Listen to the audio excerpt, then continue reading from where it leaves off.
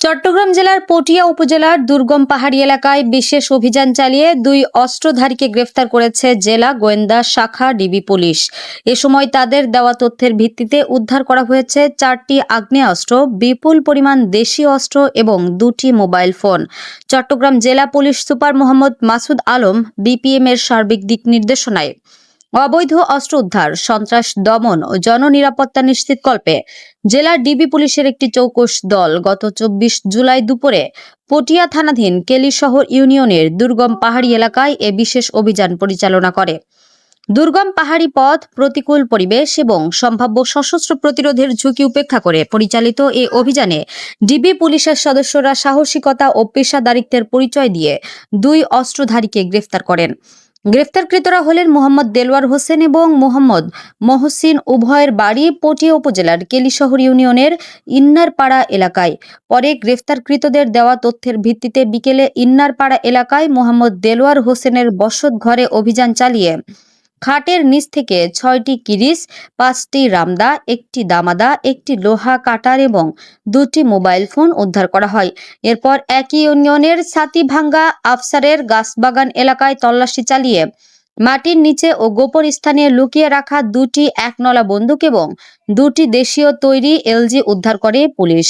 প্রাথমিক তদন্তে পুলিশ জানতে পেরেছে, উদ্ধার হওয়া আগ্নেয়াস্ত্র ও দেশীয় অস্ত্রগুলো বিভিন্ন সন্ত্রাসী ও অপরাধমূলক কর্মকাণ্ডে ব্যবহারের উদ্দেশ্যে মজুত রাখা হয়েছিল।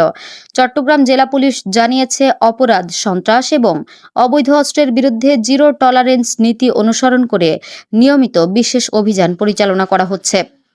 দুর্গম পাহাড়ি এলাকা সহ জেলার প্রতিটি অঞ্চলে গোয়েন্দা নজরদারি আরও জোরদার করা হয়েছে। এ ঘটনায় জড়িত অন্যান্য সহযোগী অস্ত্রের উৎস এবং সম্ভাব্য সন্ত্রাসী চক্রকে শনাক্ত করে আইনের আওতায় আনতে জেলা গোয়েন্দা পুলিশের অভিযান ও তদন্ত অব্যাহত রয়েছে। এ বিষয়ে আইনানুগ ব্যবস্থা গ্রহণের প্রক্রিয়া চলমান রয়েছে। এই দুর্গম এলাকায় যারা সশস্ত্র বাহিনী আছে তাদের একটা সম্ভাব্য একটা প্রতিরোধের ঝুঁকি ছিল, এলাকাটাও অচেনা ছিল। সবকিছু বিবেচনা নিয়ে আমাদের যে টিমটা অভিযান পরিচালনা করেছে, ডিবির টিম এবং সাথে পটিয়া থানার টিম, এই দুইটা টিম একটা দুঃসাহসিক অভিযান পরিচালনা করে সকল পরিস্থিতি মোকাবেলা করে আপনারা দেখেছেন যে সন্ত্রাসীদের দখলে থাকা যে অস্ত্র, বিশেষ করে 4টি আগ্নেয়াস্ত্র সহ তাদের অন্যান্য যে দেশীয় অস্ত্র যেগুলো আছে, যেটা দিয়ে তাদের সাধারণত বিভিন্ন সময়ে মানুষকে ভয়ভীতি দেখানো, এলাকায় ত্রাসের রাজত্ব কায়েম করা বা সন্ত্রাসী কার্যক্রম পরিচালনা করা। বিশেষ করে আপনারা দেখেছেন যে এই পাহাড়ি এলাকায় তারা একটু নির্বিঘ্নে এই কাজগুলো পরিচালনা করে থাকে।